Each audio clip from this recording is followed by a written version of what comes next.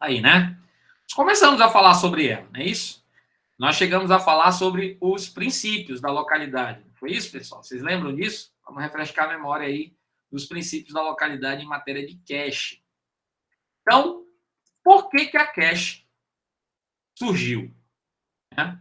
Então, há uma diferença de velocidade. Então, fechando os olhos agora, imaginando a arquitetura de von Neumann, processador, memória cache, memória principal e disco. Tá? Então, por que surgiu a cache? Havia uma diferença de velocidade entre o processador e a memória principal, a memória RAM. O processador super veloz e a memória RAM não tão veloz assim. Então, havia uma disparidade de diferença. O cara era o processador muito rápido e a memória principal mais lenta. Então, ela não conseguia, a memória principal não consegue atender a demanda de informações, de instruções, no caso, né, que o processador necessita. Então, o processador é muito mais rápido que a memória principal. Um exemplo, em um computador hipotético. Em uma soma, o tempo de leitura dos operandos a partir da memória, olha, só para ler os operandos, ou seja, a variável A para somar com a variável B. Só de eu pegar o valor de A e o valor de B lá na memória, eu vou levar 60 nanosegundos. Agora, se esses operandos já estivessem em memória, em registradores, por exemplo, esse tempo cairia para 0,3 nanosegundos. Olha a discrepância de velocidade. Então, o processador precisa guardar. Pô, ele quer processar, ele quer calcular, mas ele tem que aguardar esse tempo de ir lá na memória, ler e retornar. Né? Então, o processador precisa aguardar enquanto os dados são carregados. Isso é chamado de wait state, ou seja, estado de espera. Isso é ruim. Né? Ele fica ocioso, o processador. Ele fica subutilizado. Aí, identificado esse problemão, começaram a pensar, a desenvolver solução para dar origem à memória cache. Então, uma das motivações era pautada no princípio da localidade. Isso eu acho que eu já falei para vocês. Então, lá na década de 60, os pesquisadores começaram a estudar a execução de programas em memória, principalmente estudando os padrões de acesso à memória. Analisando a execução, eles foram identificando como era o padrão de comportamento. Né? Notaram que o acesso à memória ele não é totalmente aleatório. Ah, uma hora está aqui, outra hora está assado. Não. Eles começaram a perceber a lógica por trás do acesso à memória. Quando a identificaram que quando um determinado endereço é acessado, havia uma maior probabilidade de acesso a endereços próximos àqueles que estavam sendo acessados naquele instante. E aí, claro, isso deu origem ao que nós conhecemos como princípio da localidade. Locality of Reference ou Principle of Locality, que é o princípio da localidade. Então, foram notados dois tipos de localidade diferentes. Localidade no espaço, espacial, e localidade no tempo. E aí, é essa lógica que dá origem ao comportamento da cache. Localidade espacial. O princípio da localidade espacial é o seguinte: se o endereço X de memória ele é acessado, é muito provável que os endereços próximos a esse X, ou seja, o endereço X mais 1, o endereço X mais 2, o X mais 3, também sejam acessados em um futuro próximo. Esse é o princípio da localidade espacial. Se eu acessei o endereço X, é muito provável que a próxima instrução, o próximo dado que eu queira, vai estar no endereço X mais 1, X mais 2, que é próximo a esse endereço X. Então, o princípio da localidade espacial, ele se aplica à execução de programas, por dois motivos principais. Por quê? Porque o programa é uma sequência de instruções. Basicamente, a maioria da lógica de funcionamento dos programas, elas são pautadas em sequência de instruções. A organização do código executável na memória, ela é meio que ela vai ocupando, o código executável ocupa a memória de maneira praticamente sequencial. A existência de estrutura de dados na forma de coleções de itens, que também ocupam endereços contínuos de memória. E isso, obviamente, facilita a percepção, né? E facilita o entendimento dessa localidade espacial. Então, claro, se ele está organizado, não estou dizendo que sempre será assim, mas a grande maioria das vezes é. de uma maneira sequencial, ocupando espaços contíguos na memória, então, na hora de ler um endereço X qualquer, é muito provável que eu vá precisar ler um outro endereço que esteja próximo a esse. Então, esse é o princípio da localidade espacial. Então, está aí, falando ainda do princípio da localidade espacial, observando aí um código executável carregado em memória, no desenho aí à direita, a organização do código executável tem instruções, elas são ordenadas sequencialmente. Então, eu leio a instrução, lê um operando da memória, depois ele vai ler outro operando da memória, depois ele vai somar dois valores, né? Então, o processador, ele busca as instruções uma após a outra na memória, ou seja, de maneira sequencial. Então, claro, essa busca de instruções na memória, elas são pautadas através dos endereços da memória. Eu tenho que dizer qual é o endereço que eu tenho que ler. Nós vimos isso quando nós estávamos estudando a organização da memória principal. Então, a memória ela é organizada lá em endereços, então o código executável ele é carregado em memória e a gente vai lendo endereço por endereço. As exceções, ou seja, as exceções que não respeitam essa sequência da leitura, fica por conta de quando eu tiver um laço, uma repetição, porque a repetição ela gira em torno de instruções que são executadas repetidamente. Então, logicamente, eu vou ter que acessar repetidamente os mesmos endereços. Então, não está respeitando tanto assim o princípio da localidade espacial. Também nas condições, nos condicionais e nas chamadas de função. Porque nas condicionais eu tenho if, se tal coisa for verdadeiro, ele vai fazer um bloco de instruções. Se não for verdadeiro, ele vai fazer outro bloco. Então, por exemplo, se der um else, cai no else, ele vai para um outro ponto do código, ou seja, acabou saltando, havendo um salto, não respeitando o princípio da localidade espacial. Por isso que são as exceções a esse princípio. Mas na maioria das vezes, ele tenta seguir essa sequência. Se eu acessei o endereço X, o próximo que eu vou acessar pode ser o X mais 1, X mais 2 e por aí vai. Atendendo aí o princípio da localidade espacial. Agora, quando há coleções, no caso vetores, olha aí, vetores. Exemplos mais comuns são os vetores. Olha. Aí, nesse caso, pode ver que num vetor de elementos, ou um vetor que guarda conjunto de elementos, eles vão ser armazenados de maneira contígua na memória. Né? Então, o meu acesso ele vai se dar nessa sequência. Então, muito provavelmente, o princípio da localidade espacial vai casar perfeitamente dentro dessa estrutura. Né? Os elementos são tipicamente organizados sequencialmente e é comum percorrer os elementos nesta sequência. Ou seja, fazer um for para percorrer todos os elementos do vetor. Para cada item no vetor X qualquer, faça isso. Ele vai percorrendo ponto por ponto do vetor, varrendo o vetor de ponta a ponta. Então, claro que o vetor, como é uma sequência, porque o vetor ele é indexado, posição 0 do vetor, posição 1, posição 2, isso vocês devem ter aprendido lá em estrutura de dados, se não aprenderam, vão aprender. Né? Então, é possível fazer essa varredura em sequência. Então, como é uma coleção que ela guarda elementos contínuos, provavelmente vai ocupar espaços contínuos na memória. Então, o princípio da localidade espacial casa perfeitamente nessa dinâmica. E o princípio da localidade temporal? O que seria isso? Se o endereço X é acessado, é muito provável que ele seja acessado novamente no futuro próximo. Então, se eu acesso o endereço X, é muito provável que eu precise das coisas que estavam nesse endereço X no futuro mais próximo. Então, o princípio da localidade temporal ele se aplica à execução de programas por 3 motivos também. Quais são os motivos? Então, percebam que tanto o princípio da localidade espacial quanto o princípio da localidade temporal casa com a questão da execução de programas. No caso da localidade temporal, a existência de variáveis que são lidas, que são modificadas frequentemente em uma mesma região do código. Então, eu declarei uma variável lá qualquer e ela começa com valor 0. Tá?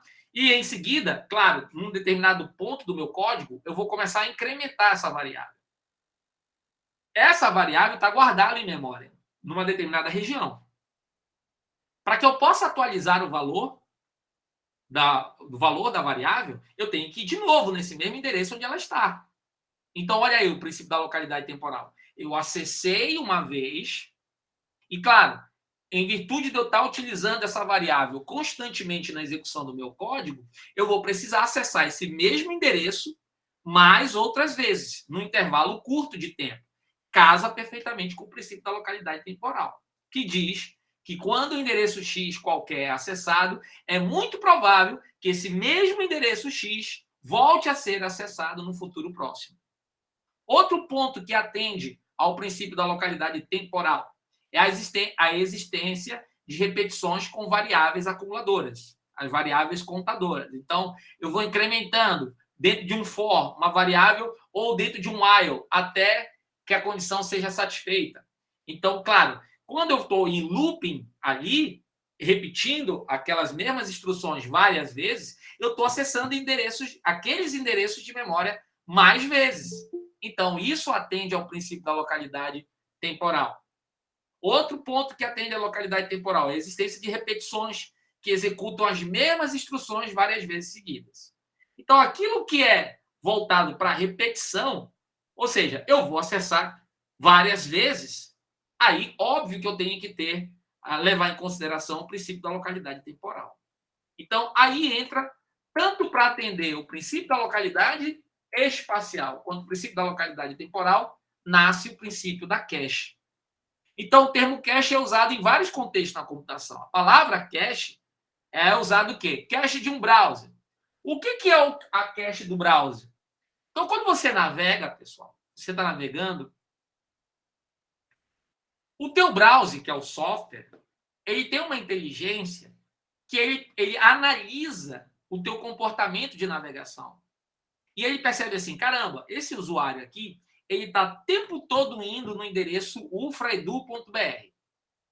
Ah, então provavelmente amanhã ele vai acessar de novo esse eufra.edu.br. Sabe uma coisa? Eu já vou guardar algumas coisas desse site que são coisas que não mudam. Eu vou guardar logo aqui, localmente. Eu vou guardar em cache. E quando esse cara vier de novo e acessar esse endereço eletrônico, eu já carrego para ele mais rápido. Eu não preciso trazer tudo do servidor, só se houver alguma atualização. E aí eu já exibo para ele mais rápido o tempo de resposta. E, consequentemente, eu causo a sensação nele de que o browser está rápido, a navegação está rápida. Então, a cache, o princípio da cache é muito utilizado também no browser. Ou seja, aquilo que eu acessei é muito provável que eu vá acessar novamente no futuro próximo. Beleza? Então, cache de arquivos em memória, mesmo princípio. E, no caso, a memória cache. Então, em todos esses contextos que envolvem a ideia de cache, né? O que é a ideia de cache? A ideia é armazenar informações de interesse em um local de acesso mais rápido. Por quê? Mas como é que ele adivinha o que é informações de interesse? Pautado no princípio da localidade, tanto espacial quanto temporal. Por quê? Não dá para armazenar tudo, olha, é impossível armazenar tudo. Então, eu vejo, analiso, através do comportamento, análise de fluxo, o que pode ser mais constantemente acessado e tento guardar aquilo em um local de acesso mais rápido. Para quê? Justamente para aumentar esse desempenho computacional e fazer com que o usuário perceba que o computador está mais veloz, ele está mais esperto, está respondendo com mais ativamente. Né? Então, não é algo simples, olha. Mas por quê? Porque, primeiro, eu armazeno aquilo que é mais provável que eu vá acessar novamente em um local de acesso mais rápido. Mas eu não posso armazenar tudo. Então, vai acontecer de alguma coisa não estar naquele local de acesso rápido. Aí não tem jeito, eu vou ter que buscar. Então, olha aí. Mas se algo é encontrado na cache, que é esse local de acesso mais rápido, o tempo de resposta é muito menor. Mas nem sempre vai acontecer o acerto. De já está na cache. É aí que entra o princípio. Ó. Note que a consulta à cache consome algum tempo, mas consultar na cache é muito menor do que consultar na própria memória principal. Ó, note que a consulta à cache consome também tempo, lógico, mas supõe-se que esse tempo, ou seja, o tempo de acesso à cache, é pequeno em relação ao ganho que ocorre quando achamos o dado. Mesmo indo na cache, tá na cache, ele vai trazer bem mais rápido. Eu vou ganhar muito em desempenho. E compensa, então. Basicamente, é assim que a memória cache funciona. A memória cache funciona dessa forma. Ó. Ela explora o princípio da localidade, tanto a localidade temporal quanto a localidade espacial. Então, a memória cache é uma memória relativamente pequena, mas muito rápida, e toda vez que o processador tenta acessar uma posição de memória, lá na memória principal, ele vê primeiro se aquilo que ele quer acessar se não está já em cache. Ele primeiro verifica a existência do dado na cache. Quando um dado é acessado na memória principal, ele é armazenado na cache. Ele vai lá, pega o dado da memória principal, mas ele não traz só o dado da memória principal, ele vai trazer um bloco aí, né? Que muito provavelmente vai precisar disso no futuro próximo. E aonde que ele leva essa informação? Ele joga para cache. Então, olha, quando um dado é acessado na memória principal, ele é armazenado na cache. Princípio da localidade temporal. Por quê? Porque o princípio da localidade temporal diz: se eu acessei um determinado endereço de memória, é muito provável que eu vá acessar esse mesmo endereço de memória num futuro muito próximo. Então, ele poderá ser usado novamente em breve. Além do dado em si, que é armazenado na cache, armazena-se um bloco de dados próximos. Que na hora que ele lê, ele não está lendo só um endereço específico, ele está lendo a redondeza na memória. Alguns endereços ao redor daquele. E ele já traz o bloco. Tá? Ele armazena-se um bloco de dados próximos. Aí, nesse caso, eu estou atendendo o princípio da localidade espacial. Dados próximos podem ser usados. Se eu estou acessando o endereço X, é muito provável que eu também vá precisar do endereço X mais um, muito em breve. Então, deixa eu logo trazer tanto o dado que estava no X, quanto os dados que estão no X mais 1, no X mais 2, e eu coloco para cache. Então, entra na cache, e aí, obviamente, que fica muito mais rápido acessar. A memória cache, olha aí, a memória cache explora o princípio da localidade. Não, isso já foi. Então, operação de leitura. Aqui. Operação de leitura com a memória cache. Então, entendendo esses princípios, localidade temporal e localidade espacial, e aí como é que acontece a leitura em cache? A existência da memória cache, ela altera o processo de leitura de dados na memória principal. Por quê? Eu vou lá, leio a memória principal. Quando eu trago da memória principal, eu trago aquele endereço que eu li mais alguns, que é o que chama de bloco. E aí, obviamente, que eu vou usar aquilo que eu li e também eu posso usar no futuro próximo aquilo que estava próximo daquele endereço que eu li. E aí eu coloco na cache. Tá? Então, quando o processador, o CPU, deseja ler uma posição de memória, o que acontece? Os seguintes eventos vão ocorrer. Primeiro, o processador escreve o endereço a ser lido aonde? No barramento de endereço. E ele vai, esse barramento de endereço que vai indicar, esse endereço que é passado pelo barramento de endereço é que vai indicar qual é o endereço de memória da memória principal que eu vou ler. Aí, claro, chega no controlador da cache, que é no meio do caminho. O controlador da cache, ele intercepta esse pedido de leitura e ele verifica se o dado que o processador quer ler, se ele já está em cache ou não. Porque se ele já estiver em cache, eu já posso responder ao processador muito mais rápido. Eu não preciso ir lá na memória. Lembre-se, pelo desenho, a cache era uma memória que ficava no meio de campo. Eu sempre brinquei, olha, a memória cache, ela distribui melhor o jogo. Ela é muito mais veloz do que o meu zagueirão lá atrás, que é a memória principal. E o meu atacante aqui precisa marcar gol, que é o processador. Então ele precisa ser alimentado por bolas. Se a bola já estiver comigo, beleza, eu já distribuo muito mais rápido para ele, para o meu processador. Tá? E é esse processo que ele está fazendo aí. Ó. O controlador da cache intercepta o pedido que veio do processador e verifica se o dado que o processador quer, se ele já está em cache. Se o dado estiver em cache, ou seja, se sim, temos um acerto. Opa, ele já está em cache. Isso a gente chama de hit. Bateu. Casou. E aí, lógico, se dá um cache hit, óbvio que eu já vou responder muito mais rápido. Olha, o dado é copiado para o processador quase que instantâneo. Por quê? O tempo de acesso à memória cache é muito menor em comparação com o tempo de acesso à memória principal. Agora, veio a solicitação lá do processador. A cache interceptou. O controlador da cache verificou se está o dado na cache. Não está. Não está o dado na cache. Aí nós temos o cache miss. A cache, então, pede o dado para a memória principal. Putz, o que ele quer não está aqui comigo. Vou ter que ir lá na memória principal buscar.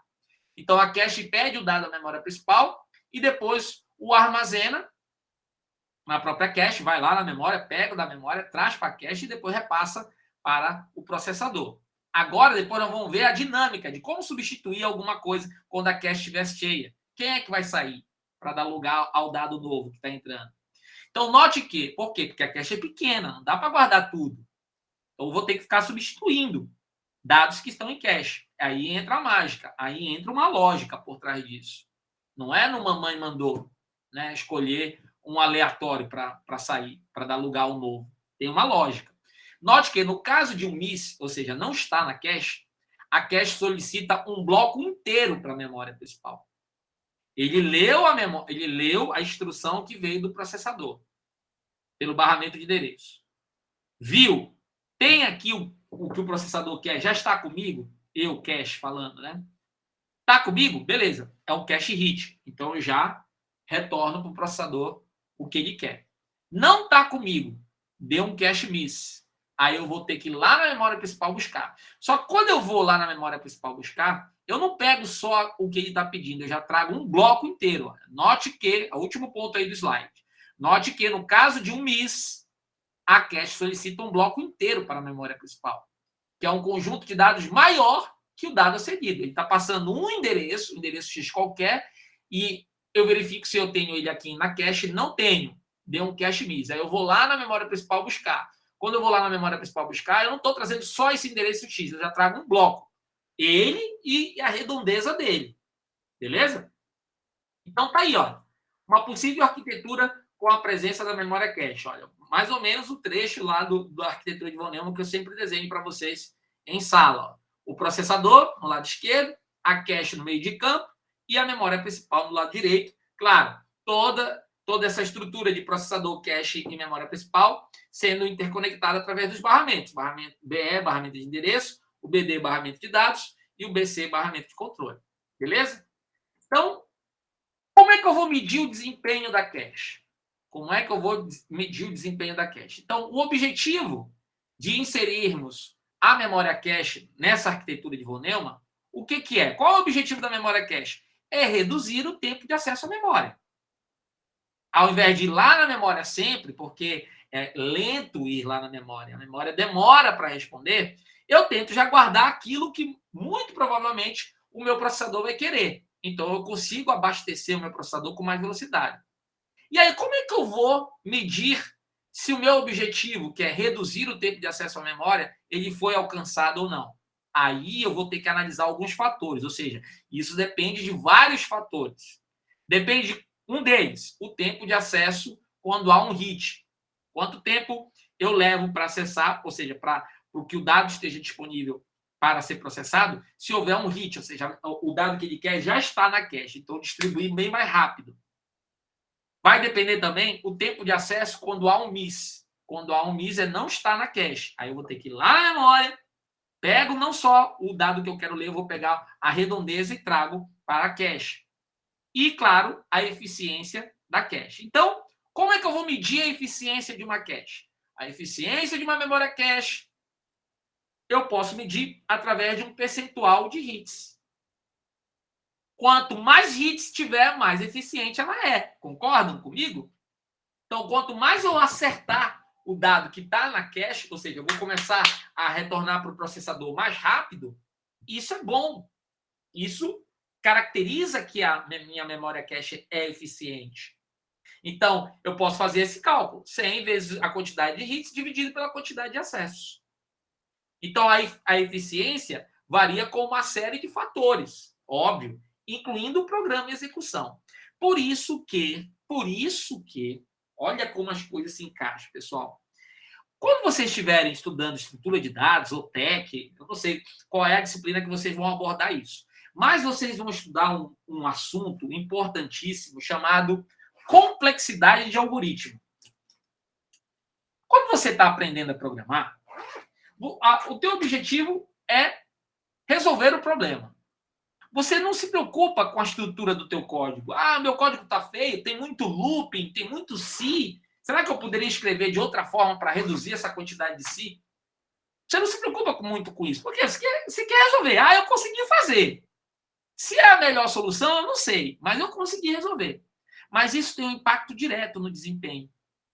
Então, por isso que quando você estuda complexidade de algoritmo, você vai percebendo que quando algumas formas de resolver problemas são ineficientes, resolvem, são eficazes, mas não são eficientes. Essa é a diferença de eficaz para eficiente. O eficaz é que resolve o problema. A eficiência, ela é pautada. Vai resolver o problema, mas vai resolver o problema em um menor tempo. Beleza? Então, é importante também ser eficiente. Então, isso também varia muito com uma série de fatores, incluindo o programa de execução. Quando vocês estiverem estudando complexidade de algoritmo, vocês vão perceber, caramba, são dois algoritmos, resolvem o mesmo problema, só que o algoritmo A é mais eficiente que o algoritmo B. Olha, o algoritmo B tem uma complexidade muito maior do que o algoritmo A. E estão fazendo a mesma coisa. Estão respondendo, estão trazendo como resposta o mesmo valor, fazem exatamente a mesma coisa, só que são maneiras diferentes de se fazer. Uma mais eficiente que a outra. E isso impacta muito no desempenho da cache. Porém, olha só, hoje espera-se algo de eficiência da cache em torno de 95% a 98%. Ou seja, de acertos, né? De acertos. Então, a cache, ela tende a ser testada, né? Ou seja, analisada a eficiência dela em números de hits. Eu tenho que ter mais hits do que miss, pô. Não posso ter miss. Miss é ruim, pô. Eu tendo mais hit é muito melhor. Mas não depende só da cache, depende do quem é que programou, quem é que colocou o código lá em execução. Se for um código bagunçado, vai dar bronca. Agora, presta atenção nessas duas figuras. Na figura esquerda, eu tenho... Ambos são matrizes, olha. Você pode ver que é linha e coluna aí, tá? Igualzinho. Só que uma é diferente da outra. Uma é a cache, a forma de organização da cache. E na direita, eu tenho a forma de organização da memória principal, que a gente já sabe como é que é. Novamente, a memória cache é organizada em linhas. Em linhas. Igualzinho à memória principal. Agora, olha a diferença. Cada linha da memória cache contém X células de memória. E o que é uma célula na memória principal, pessoal? É uma linha. Lembra que eu falei para vocês? Que na memória principal, uma linha da memória principal eu chamo de célula. Tá? Professor? Fala. Mas isso não aumentaria a quantidade de memória na cache, no caso? Se ela tiver mais células do que a própria memória? Não, impossível ter isso, porque a capacidade de armazenamento da cache é bem menor. A cache é uma memória cara. Por isso que ela não vai guardar tudo, senão não faz sentido ter memória principal. Então você vai ter um espaço de acesso muito mais rápido, mas menorzinho. Menor. Mas, dentro dessa organização da cache, uma linha da cache guarda várias células da memória principal. Mas isso não quer dizer que a cache vai ser maior que a memória principal. Tu conseguiu entender? Conseguiu visualizar isso? Eu Mais vou ou menos. guardar, por linha, várias células da memória. Mas eu tenho menos linhas, né? Obviamente. A quantidade de linhas em memória cache é muito menor que a quantidade de linhas na memória principal. Por isso que a memória cache tem... Não sei, qual é o padrão hoje de memória cache? Quantos giga de memória cache ou é mega? Como é que está aí nas configurações? Acho que tá mega ainda. Geralmente é mega. É mega. É mega. É mega? Então você vê na configuração, ó, na cache de tantos megabytes. Aí tu vai para a memória principal, eu tenho 8 gigabytes de memória principal. Pô, não vai caber os 8 GB lá dentro desses megas da memória cache. Mas ele guarda, a forma como ele vai guardar dentro desses megas é dessa forma. Uma linha da cache guarda várias linhas da memória principal. E aí eu tenho um campo, além disso, além dessa composição, de organização da cache, existe um campo chamado tag. E ele tem um papel fundamental no comportamento da cache. Por que isso? Porque concordam comigo que se a cache ela é menor, vai ter coisas que eu vou guardar na cache, a cache vai encher, e tem outras coisas que eu vou ter que substituir. Alguém vai sair da cache para dar lugar a novas coisas. E vai ficar nessa troca. Sai um, entra outro, sai um, entra outro. E como é que define o que vai sair e o que vai entrar? É a lógica de funcionamento da cache. É aí que nós vamos começar a estudar. Ó, então, células em uma linha representam células sequenciais da memória principal, ou seja, blocos. Eu posso guardar um bloco de memória principal em uma linha da cache. Quando um dado é copiado da memória principal para a cache, todo o seu bloco, que eu leio o endereço, tudo bem, mas na hora, para atender o princípio da localidade espacial, eu pego aquele endereço X e pego a redondeza dele. Traz logo o X mais 1, o X mais 2, traz um bloco para mim. Então, quando o dado é copiado da memória principal para a memória cache, todo o seu bloco é trazido junto com ele. E aí, claro, esse bloco vai ocupar a linha da cache. Tá? Existe ainda o campo tag. Então, o que esse campo tag aí na cache, na linha da cache, tem uma colunazinha tag. Ó. Um pedacinho da linha é o campo tag. O que ele indica? Ele indica, de alguma forma, o endereço do bloco da memória principal. Caraca, professor, agora deu um nó. Calma. Calma. O pau pode estar quebrando, mas você vai saber, você vai entender que tudo tem lógica. Presta agora atenção. Vou repetir de novo esse conceito do tag. Ele indica, está aí no slide, indica, de alguma forma, o endereço do bloco na memória principal. Bom, vamos agora melhorar o nosso raciocínio. Se eu tenho na memória principal, ela é toda endereçada, beleza. Tá lá, tá ali, ó. Olha ali no lado, bem na lateral esquerda da memória principal, você vai ver os númerozinhos. 0, 1, 2, 4, assim vai. Beleza. Esses são os endereços de cada linha da memória principal, ou seja, de cada célula da memória. Bom, quando eu faço a leitura da memória principal para trazer para a cache, eu não trago só aquele endereço, eu trago a redondeza. Então, eu estou trazendo um bloco, pimba, e coloco numa linha da cache aquele bloco. Bom, para que serve o tag?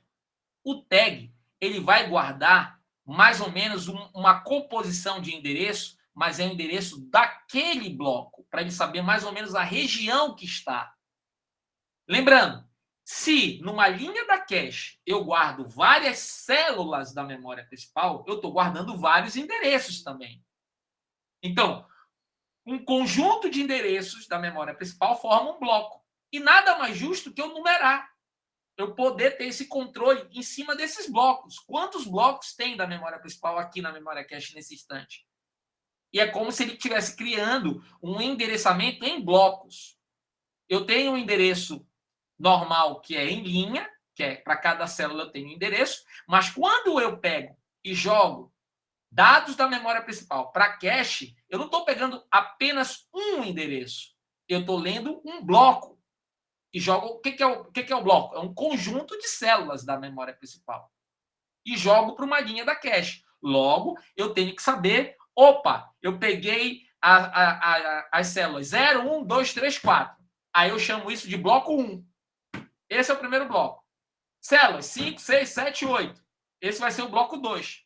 Então, esse campo tag guarda um endereço para o bloco. E dentro desse bloco eu tenho várias células da memória principal. É isso. Lembre-se. Por que isso é importante? Porque a memória principal ela é muito maior que a cache. Então, não vou guardar tudo que está na memória principal em cache. Mas eu preciso saber o direcionamento. Por quê? Porque na hora da leitura, na hora que o processador indicar uma operação de leitura, ele vai ver se está na cache, sim ou não. Aí vai ter cache hit e cache miss. Então, ele vai ter que analisar. Ele vai receber um endereço e vai buscar interpretar esse endereço e ver se esse endereço de memória que ele está acessando, se ele está aqui na cache ou não. Então, eu vou ter que desmembrar pelo tag qual é o bloco daquele endereço. É aí que está a jogada. Bom, só para encerrar, vou parar um pouquinho, que agora eu tenho que atender aqui um telefone que é de projeto, que é o meu sócio, que eu tenho uma apresentação amanhã. Eu vou discutir com ele, disse que eu ia mais ou menos até 15 para as 9. Então, deixa eu matar esse slide e aí a gente encerra a aula. Então, perceba o seguinte, eu tenho essa dinâmica. O mais importante é entender a dinâmica. Eu tenho um espaço reduzido, que é a cache, e tenho um espaço maior, que é a memória principal. Não dá para guardar tudo na memória principal em cache. Então, o que eu faço? Vou fazendo essa questão da leitura e vou preenchendo a minha cache. Só que quando eu vou preenchendo a cache, eu não estou preenchendo só a célula que eu estou lendo. Eu estou preenchendo o bloco daquela leitura. Aquela célula de que eu estou lendo e mais algumas outras. E aí, obviamente, que o campo tag ele vai guardar como se fosse o endereço do bloco. A memória cache, a gente sabe, ela é muito menor que a memória principal. Então, nós não podemos guardar todo o conteúdo da memória principal na cache. Senão, não faria sentido ter a memória principal. Acaba com ela e deixa só a cache, pô. Então, em outras palavras, só podemos armazenar na cache um subconjunto dos blocos da memória principal. Não dá para guardar todos os blocos da memória principal na cache. E aí é que entram as questões. Por isso, algumas questões são fundamentais. Agora vem a bronca que nós vamos começar a desmembrar na próxima aula. Quais os blocos que eu vou manter na cache? Como determinar se um dado está em cache de forma eficiente? Se ele está ali porque precisa estar ali. E o que fazer quando um dado em cache é alterado? Ou seja, ele está na cache, eu li ele está na cache, a cache forneceu para o processador. O processador processou, alterou o valor e retornou para a cache. A cache guardou. Epa! Mas lá na memória principal, aquele valor está com o valor antigo. E como é que eu faço essas atualizações? É de tempo em tempo? Mas isso não vai cair o desempenho? Isso são temas que nós vamos tratar na próxima aula. Beleza, pessoal? Tranquilo aí? Alguma dúvida até aí? Paramos, então, no slide 15. Amanhã tem aula com vocês? Não? Pergunta rápida. A cache é volátil? Sim. Sim. Muito volátil. Acabou a energia, acabou a cache. Tipo, quando desliga a máquina, ela perde os dados. Sim, sim, sim. É o mesmo princípio da memória principal. Tá? De repente, faltou luz. Ih, ferrou. Perdi o que estava em execução. Perdeu. Aí, claro, quando voltar a luz, você vai recarregar a cache, tudo de novo. Aí vai depender da lógica da sequência que está em execução. Mais alguma pergunta, pessoal? Tranquilo? Então é isso, pessoal. Até a próxima aula. Uma ótima noite para vocês. E até a próxima. Tchau, tchau. Tchau, tchau. Boa noite, professor. Boa noite.